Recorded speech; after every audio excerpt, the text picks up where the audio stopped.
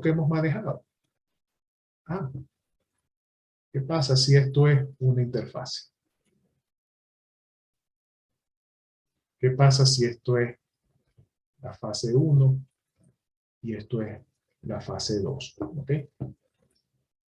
¿Qué sucede? Que ahora tengo un flux que va en este sentido.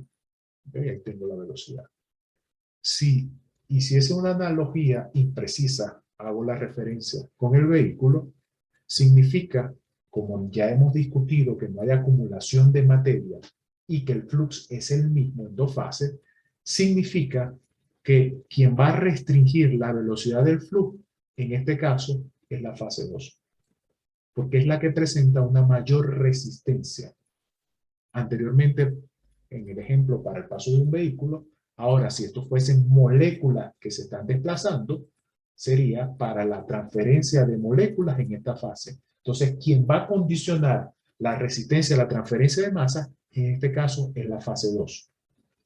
Si lo vemos aquí abajo, donde la resistencia mayor está en la fase 1, inicialmente, entonces quien condicionaría la transferencia de masa del flujo sería la fase 1. Entonces, de esa manera, nosotros podemos hablar de que una u otra fase es la que limita la transferencia de masa. Ahora bien, ¿qué significa que la resistencia es mayor?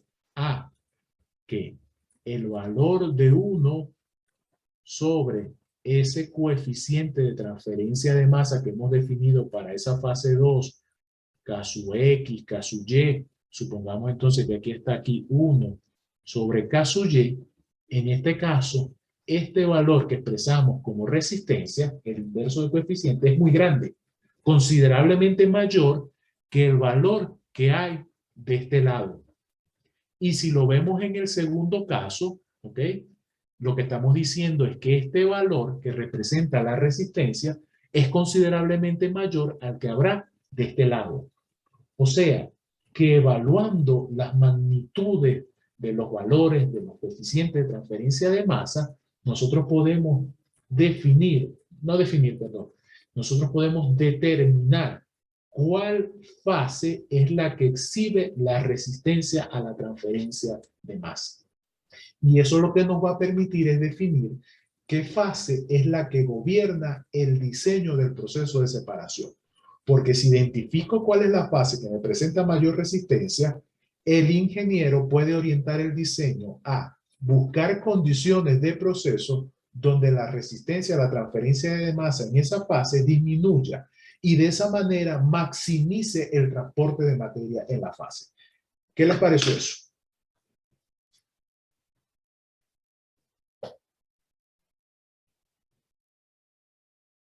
¿Cómo vieron el ejemplo de esa manera?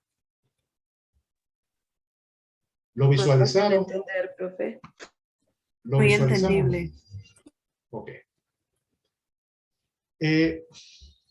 Bueno, ya estamos terminando. No me va a dar tiempo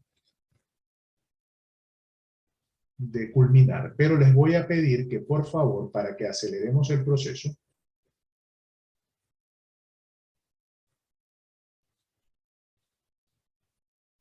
terminen de revisar, porque aquí vamos a iniciar la discusión el próximo martes.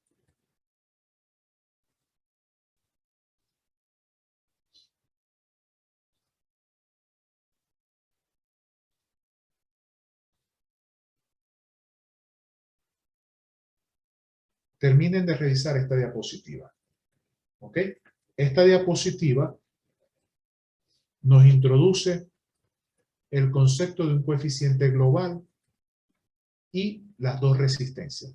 Resistencia individual de una fase, resistencia individual de la otra fase, y cómo podemos, dividiendo la individual entre la global, establecer quién es la fase que controla el proceso de transferencia de masa. ¿Ok?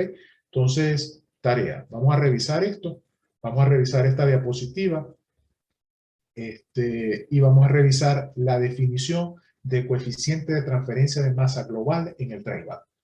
Entonces, el martes iniciamos la discusión con la intervención de ustedes, tratando de buscar mayor participación de ustedes, algunas preguntas orientadas sobre qué leyeron sobre coeficiente de transferencia de masa global, qué significa esos valores M' y M2', como las pendientes de las cuerdas que se generan, por qué utilizamos coeficiente de transferencia de masa global y cómo cuantificamos las resistencias individuales de fase, para que entonces entremos en el tema de líneas de operación. ¿Vale? Bueno, feliz tarde para todos. Con esto culminamos entonces la sesión del día de hoy. Muchas gracias, profe. Muchas gracias. Gracias, profe. Hasta luego. Hasta luego, profe. Bueno, que estén bien. Feliz tarde para todos.